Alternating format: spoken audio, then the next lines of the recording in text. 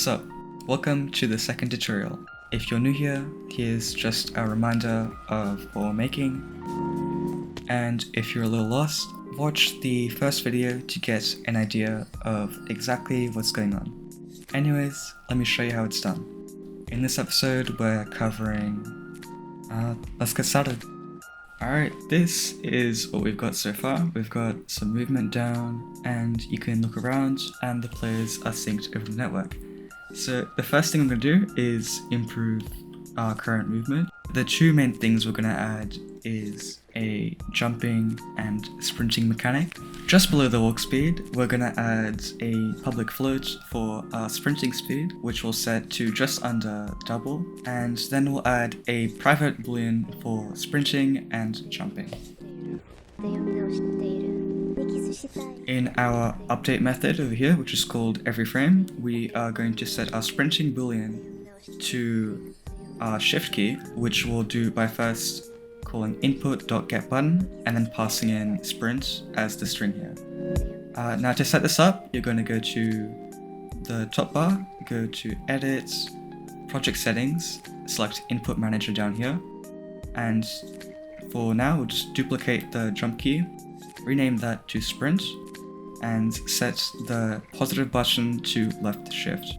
So now if you hold down left shift, our player will sprint. And we'll set our jumping boolean to jump, which was set up by default.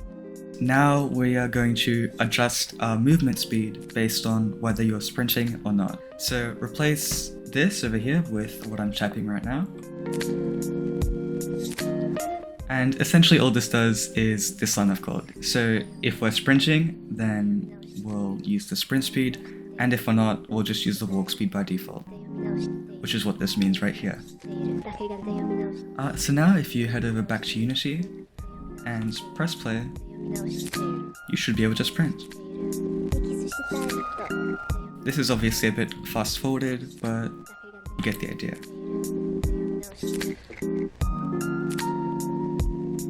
Alright, make a 3D cube, scale it up a bit. I'm going to duplicate this and make a few more, just as obstacles. And this is just so we can test out jumping when we make it.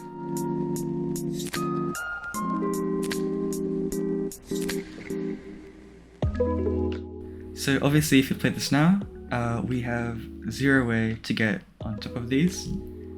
So let's make jumping. So far we've set our jumping boolean to whether or not we're holding space.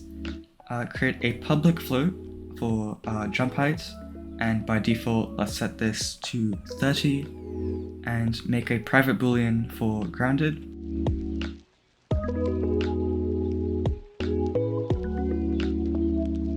Create a private function here for onTriggerStay, which is going to take in a collision. This is called by Unity when our player object collides with the trigger.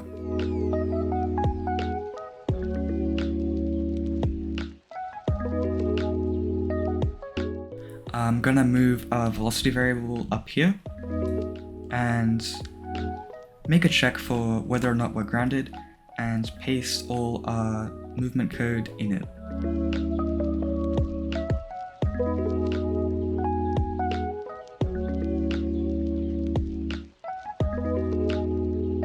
Make a new check for whether we're jumping and set everything else to else.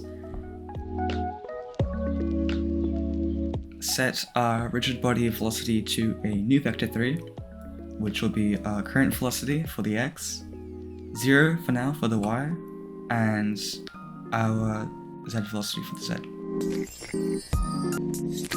Now to make the player actually jump, we need to calculate our jump speed. Make a float function called calculateJumpSpeed, and we are going to return math.square root 2 times our jump height, and we're set.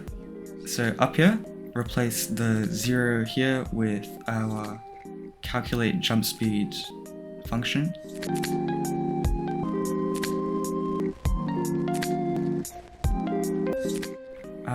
At the end of the fixed update here, we are going to set our grounded to false, which is set to true every frame that we are touching ground. Head over to our player, we are going to add a sphere collider, which by default will be the entire size of the player, which we don't want. Move it down by negative 0.85 units, scale it down to 0.5 and set it to trigger. So any object within this radius here will be counted as grounded. And now we should be able to jump. It's a bit fidgety there because you may notice that when we're in the air, we can't move whatsoever, which makes jumping a little bit difficult. So let's add some air control. Add some space and make a new float for our air control. By default, we'll set this to 0.45, which is 45% of our movement speed. Make an else here and copy this entire part of the if statement because we don't want to be able to jump while we're in the air, we just want to be able to move. And set our sprint and walk speed to be multiplied by our air control. If you save this and hit play, we'll now be able to move around very slightly while we're in the air, which is just much nicer. Easy. Alrighty, let's improve the graphics of the game. So head over to Window, Package Manager, set this to Unity Registry, scroll down a bit, search for Universal RP, and hit Install. This might take a while to import, but once it's done, head over to Assets, hit Create, Rendering, Universal Render Pipeline, and Pipeline Asset. This will create two new scriptable objects. In your project settings, go to Graphics, and in here, select your forward renderer, which we made just now, and everything will go purple, which is good, it means that everything's working. Let's try fix this. So go to Edit, Render Pipeline, Universal Render Pipeline, and upgrade project materials to URP materials. And this fixes some materials, but if it doesn't, you can go to your project, click Create, and make a new material. And this will make a new material that's compatible with the Universal Render Pipeline. So drag this on to all the objects in your scene, and now everything will look normal again. Let's re-import the pack that we imported in the last video, because I have an updated package with some more goodies that will help us improve the overall look of our game. So in the description there should be a new pack, just download that, hit import.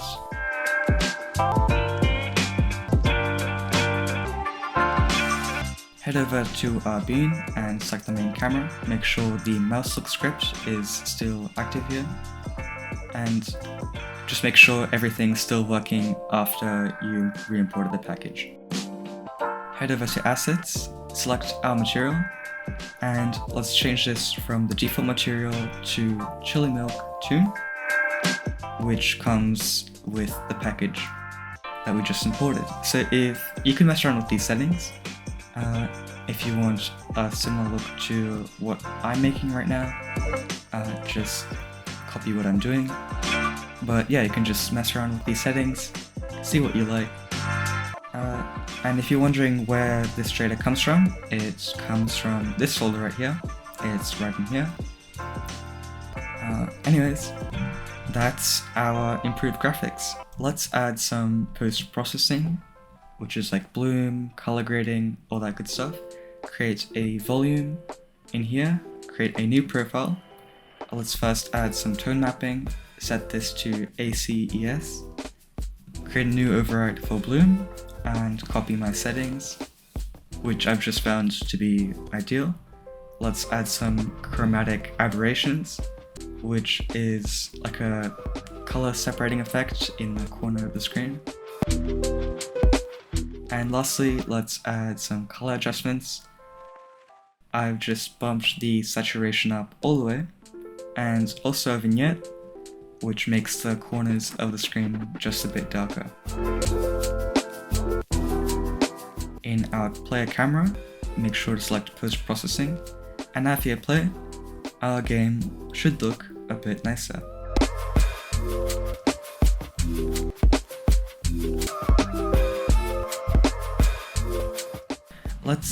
replace the flat plane with some bumpy terrain. So create a new terrain object and create some neighboring terrains by just clicking around. And you can use this tool to raise or lower terrain.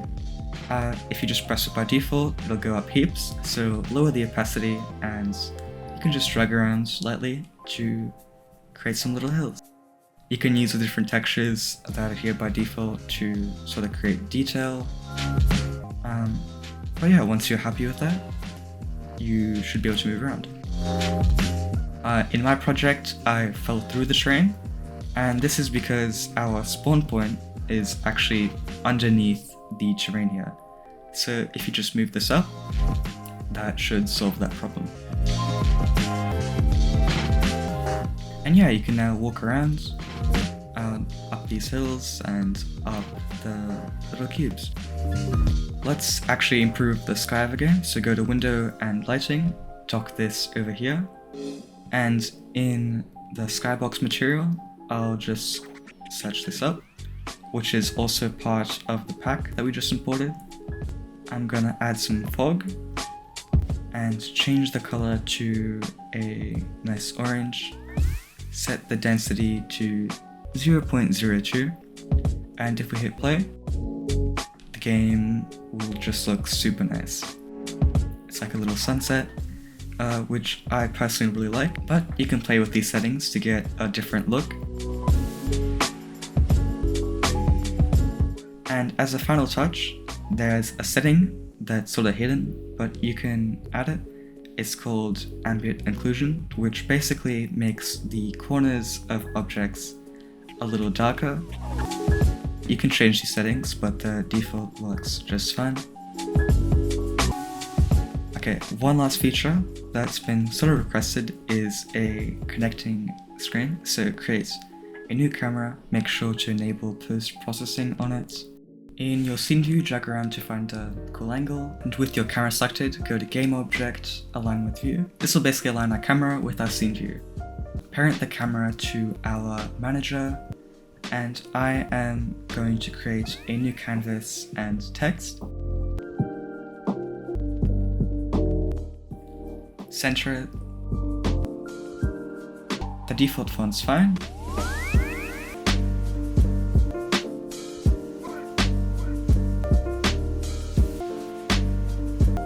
Set the text to connecting. I made it white so it's more visible.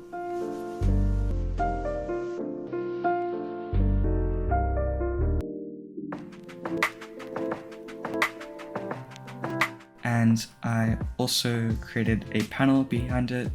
Remove the default image off the panel to make the edges square. Make it a sort of translucent kind of black. And head over to our room manager script. We are going to create a new game object for our camera. And when we join our room, we are going to disable our camera. Drag your camera in here. And now if you hit play, there's a connecting screen, and when we're joined, the screen hides.